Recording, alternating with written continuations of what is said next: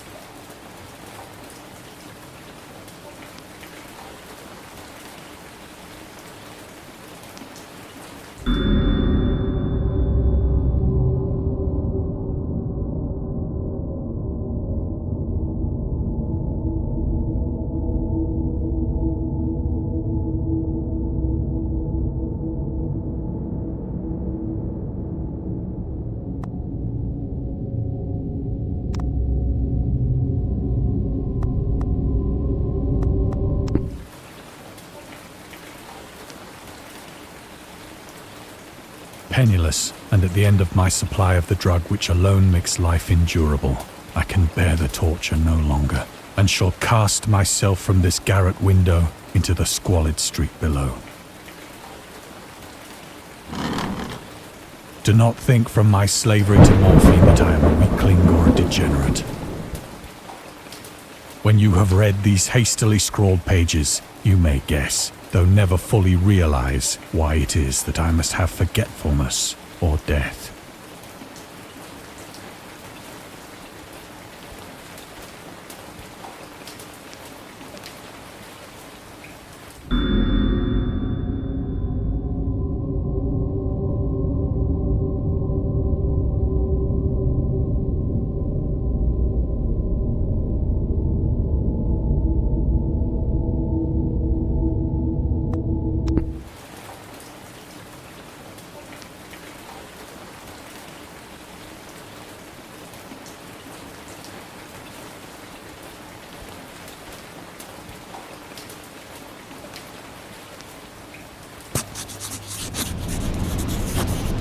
It was in one of the most open and least frequented parts of the broad Pacific that the packet of which I was supercargo fell a victim to the German sea raider.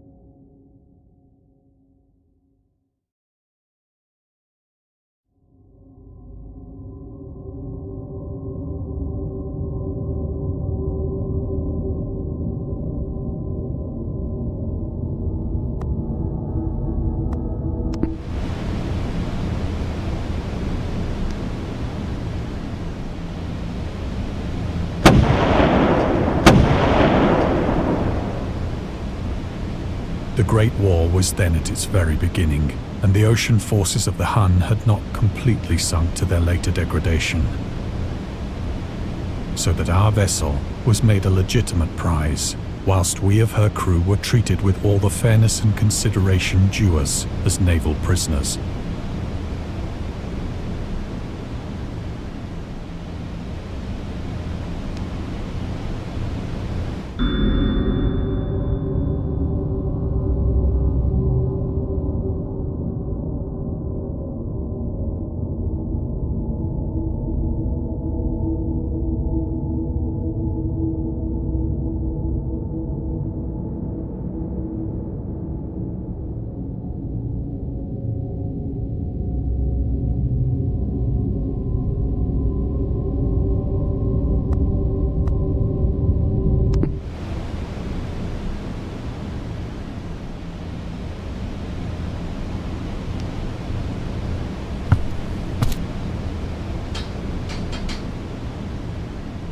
So liberal, indeed, was the discipline of our captors, that 5 days after we were taken, I managed to escape alone, in a small boat, with water and provisions for a good length of time.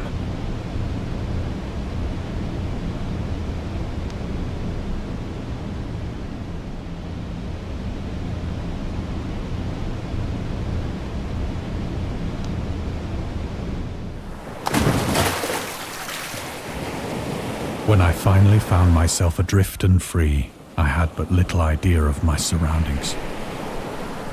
Never a competent navigator, I could only guess vaguely by the sun and stars that I was somewhat south of the equator. Of the longitude, I knew nothing, and no island or coastline was in sight.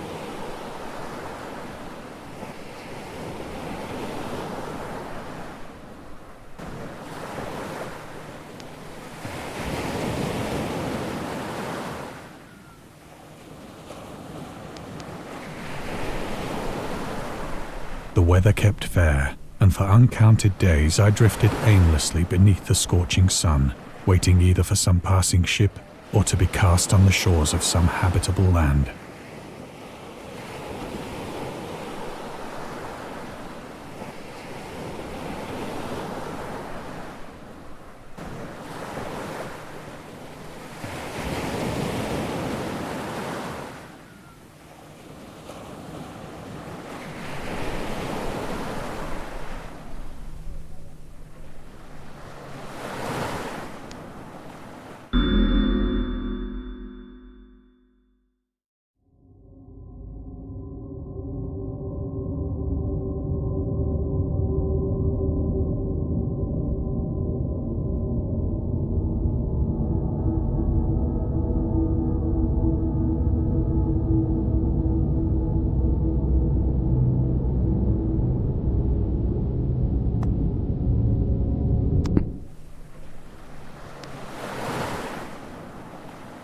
But neither ship nor land appeared, and I began to despair in my solitude upon the heaving vastness of unbroken blue.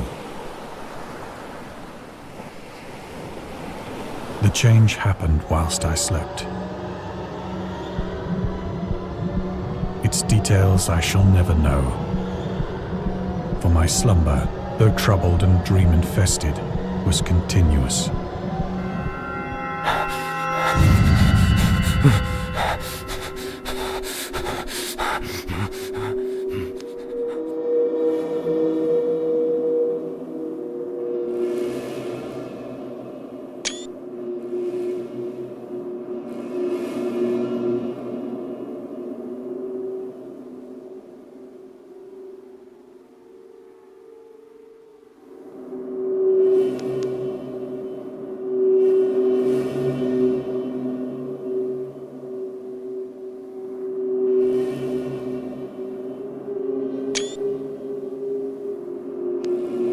When at last I awoke, it was to discover myself half sucked into a slimy expanse of hellish black mire, which extended about me in monotonous undulations as far as I could see, and in which my boat lay grounded some distance away.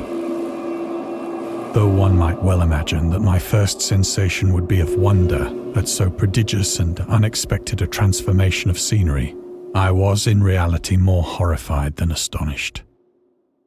For there was in the air and in the rotting soil a sinister quality which chilled me to the very core. The region was putrid with the carcasses of decaying fish and of other less describable things which I saw protruding from the nasty mud of the unending plain. Perhaps I should not hope to convey in mere words the unutterable hideousness that can dwell in absolute silence and barren immensity. There was nothing within hearing, and nothing in sight, save a vast reach of black slime. Yet the very completeness of the stillness and the homogeneity of the landscape oppressed me with a nauseating fear. The sun was blazing down from a sky which seemed to me almost black in its cloudless cruelty, as though reflecting the inky marsh beneath my feet.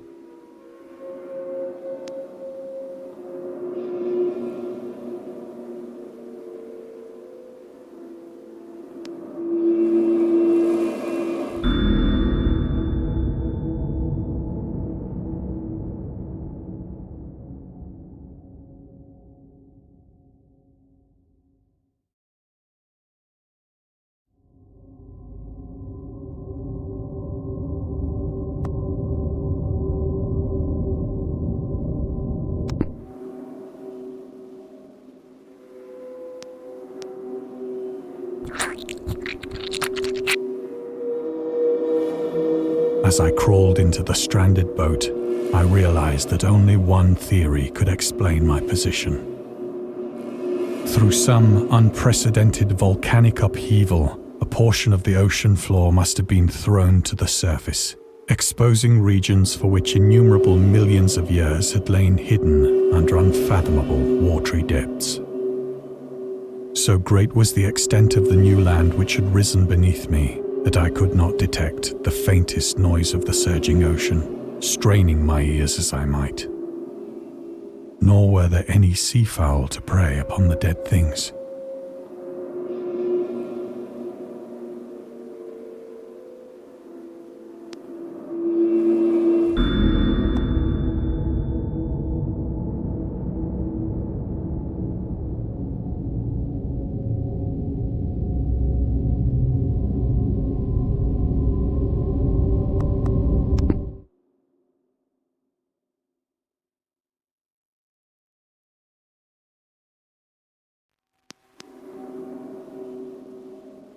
For several hours I sat thinking or brooding in the boat, which lay upon its side and afforded a slight shade as the sun moved across the heavens. As the day progressed, the ground lost some of its stickiness and seemed likely to dry sufficiently for travelling purposes in a short time. That night I slept but little, and the next day I made for myself a pack containing food and water, preparatory to an overland journey in search of the vanished sea and possible rescue.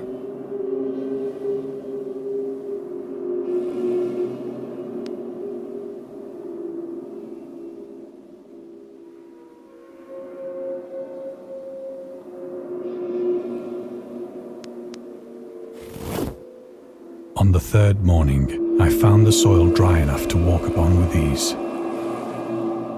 The odor of the fish was maddening, but I was too much concerned with graver things to mind so slight an evil, and set out boldly for an unknown goal.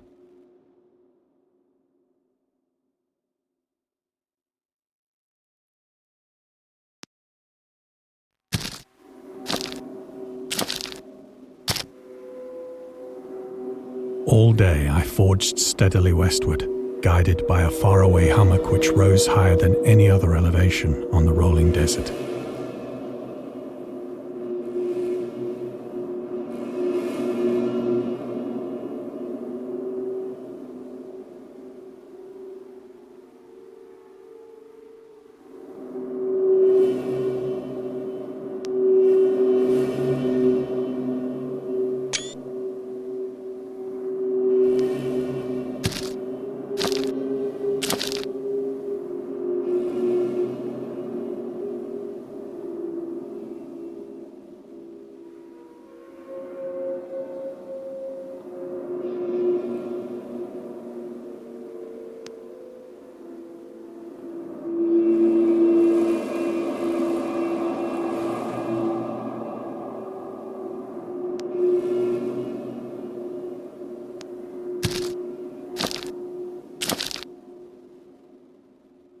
That night I encamped, and on the following day still travelled toward the hummock, though that object seemed scarcely nearer than when I had first espied it.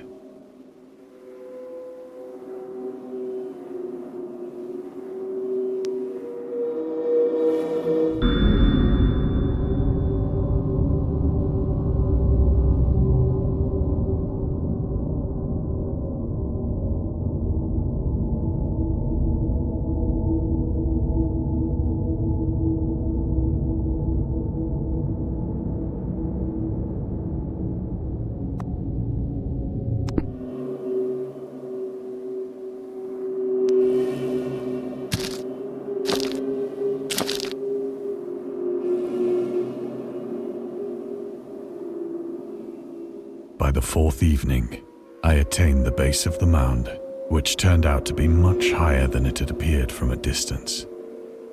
An intervening valley setting it out in sharper relief from the general surface.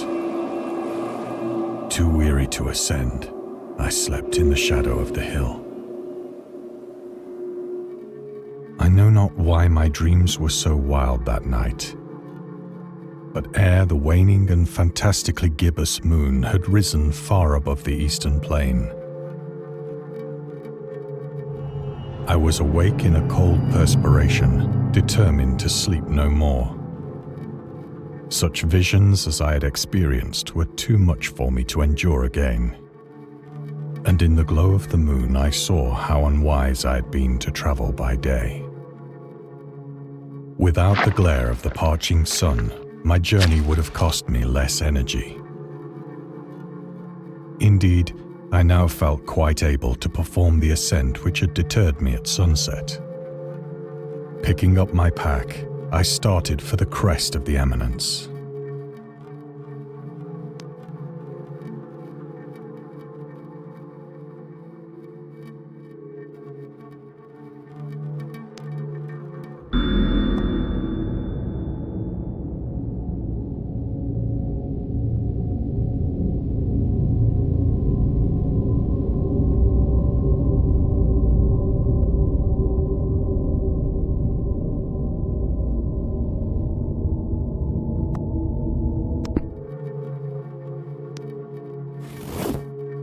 I have said that the unbroken monotony of the rolling plain was a source of vague horror to me.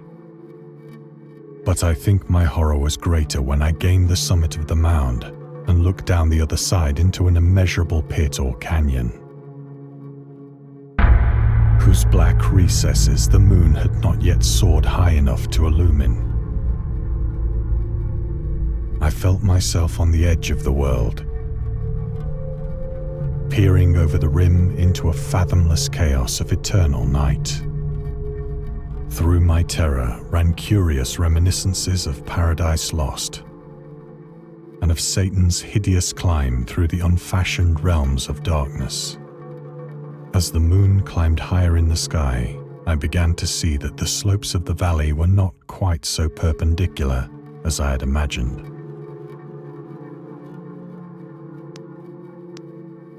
Ledges and outcroppings of rock afforded fairly easy footholds for a descent, whilst after a drop of only a few hundred feet, the declivity became very gradual.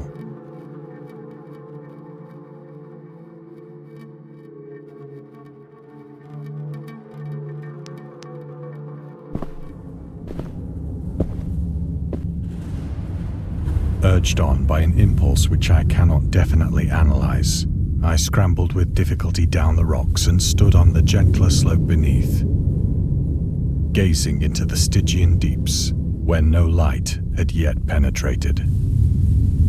All at once, my attention was captured by a vast and singular object on the opposite slope, which rose steeply about 100 yards ahead of me. An object that gleamed whitely in the newly bestowed rays of the ascending moon.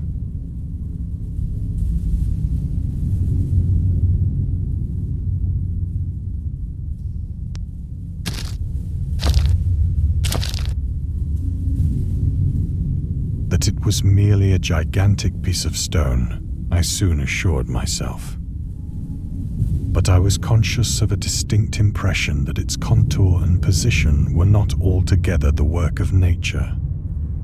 A closer scrutiny filled me with sensations I cannot express.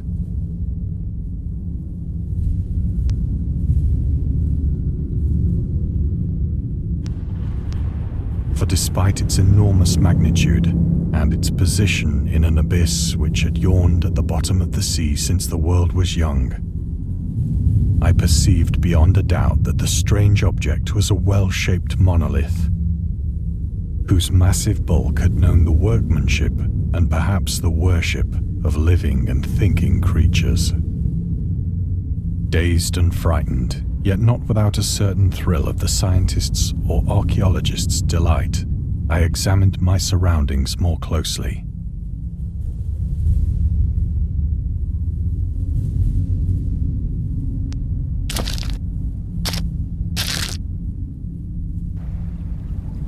The moon, now near the zenith, shone weirdly and vividly above the towering steeps that hemmed in the chasm, and revealed the fact that a far-flung body of water flowed at the bottom winding out of sight in both directions and almost lapping my feet as I stood on the slope.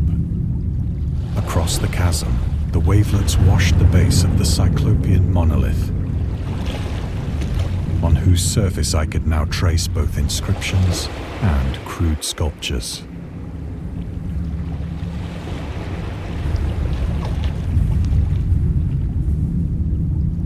The writing was in a system of hieroglyphics unknown to me and unlike anything I'd ever seen in books, consisting for the most part of conventionalized aquatic symbols such as fishes, eels, octopi, crustaceans, mollusks, whales, and the like. Several characters obviously represented marine things which are unknown to the modern world, but whose decomposing forms I had observed on the ocean-risen plain. It was the pictorial carving, however, that did most to hold me spellbound.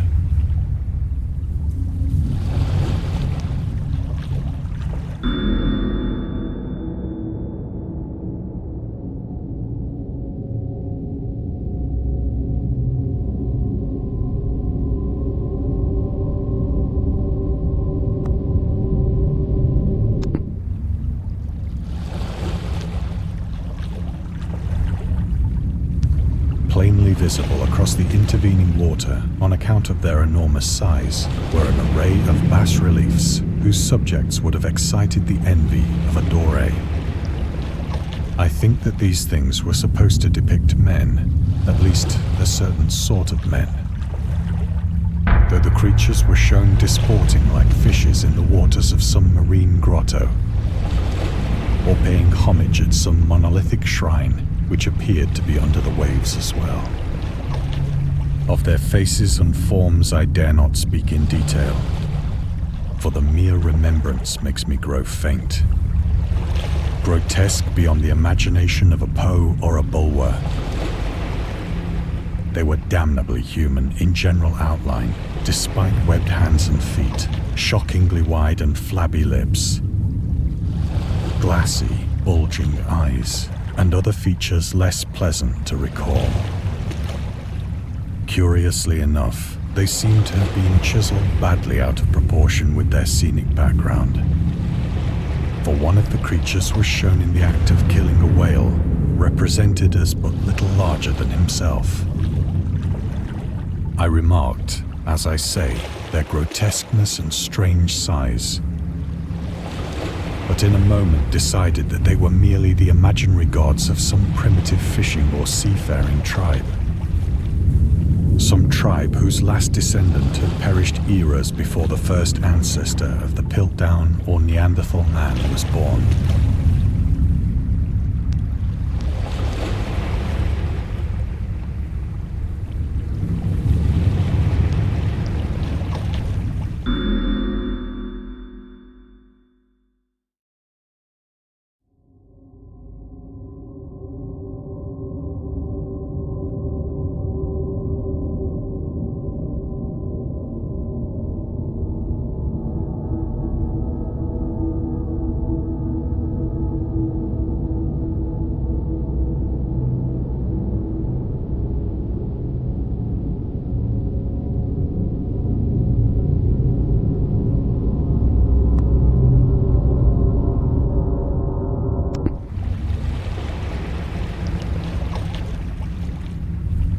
Awestruck at this unexpected glimpse into a past beyond the conception of the most daring anthropologist, I stood musing whilst the moon cast queer reflections on the silent channel before me.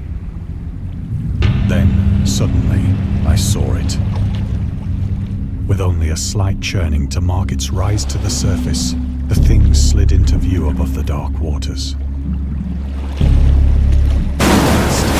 Fiend-like and loathsome, it darted like a stupendous monster of nightmares to the monolith, about which it flung its gigantic scaly arms, the while it bowed its hideous head and gave vent to certain measured sounds.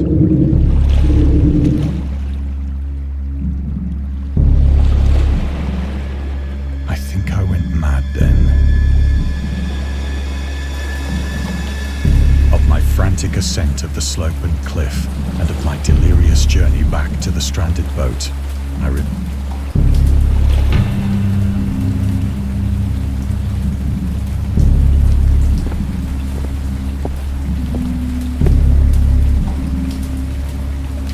believe I sang a great deal and laughed oddly when I was unable to sing.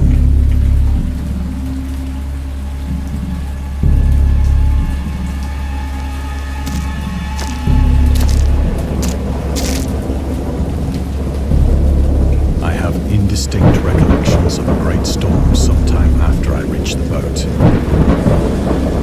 At any rate, I know that I heard pearls of thunder and other tones which nature utters only in her wildest moods.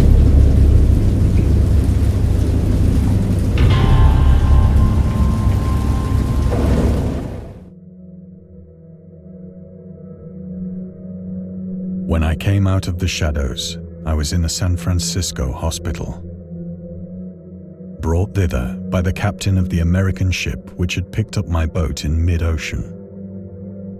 In my delirium, I had said much, but found that my words had been given scant attention.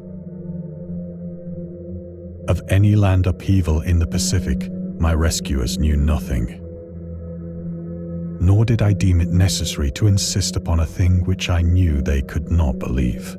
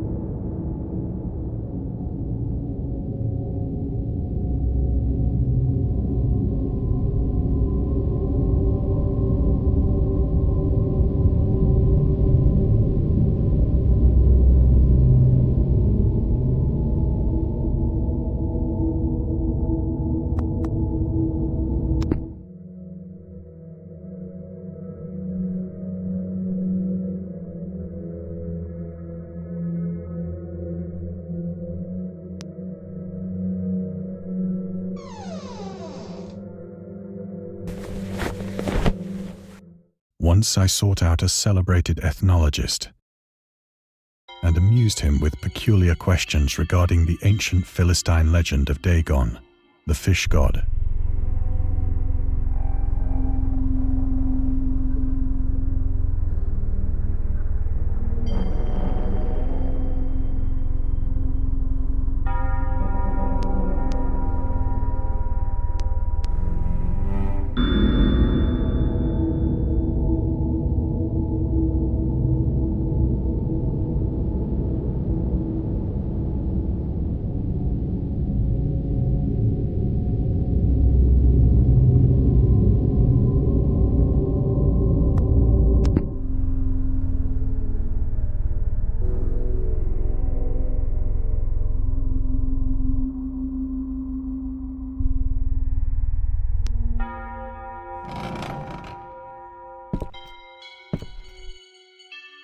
But soon perceiving that he was hopelessly conventional, I did not press my inquiries.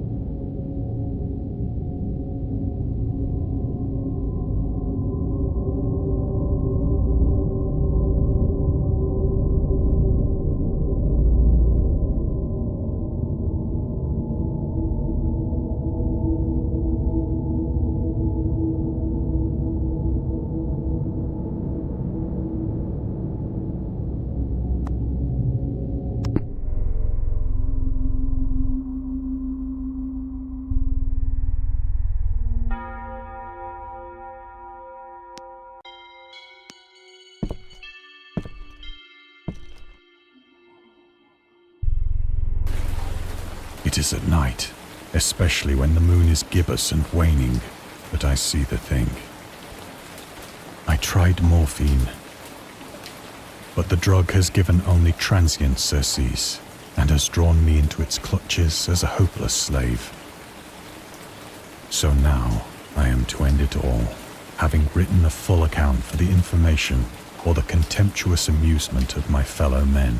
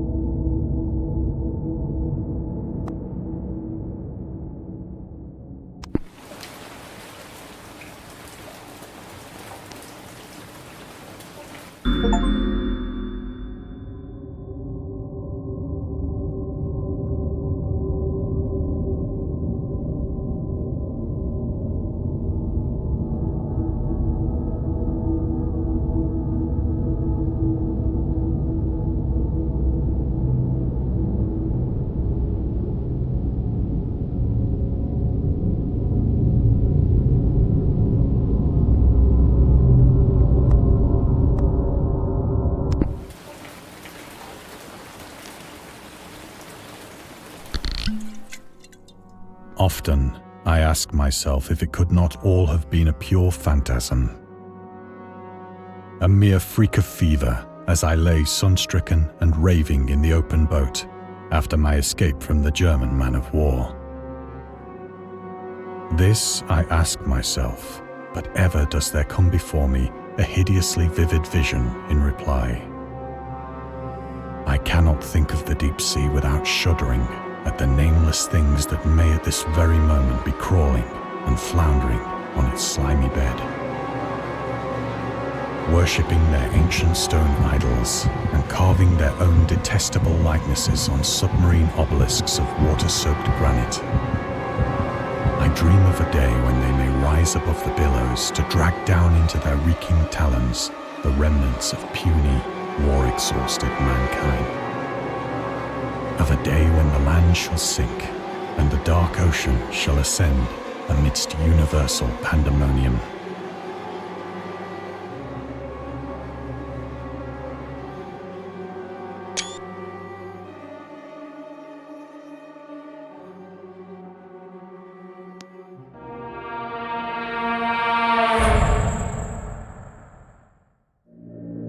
The end is near.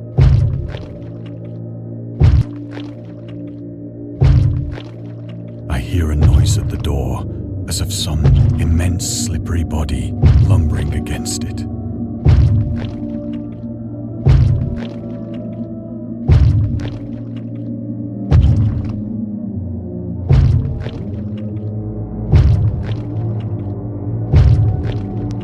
It shall not find me.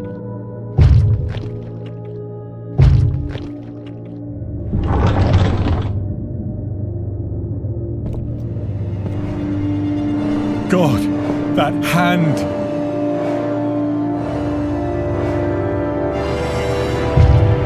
The window! The window!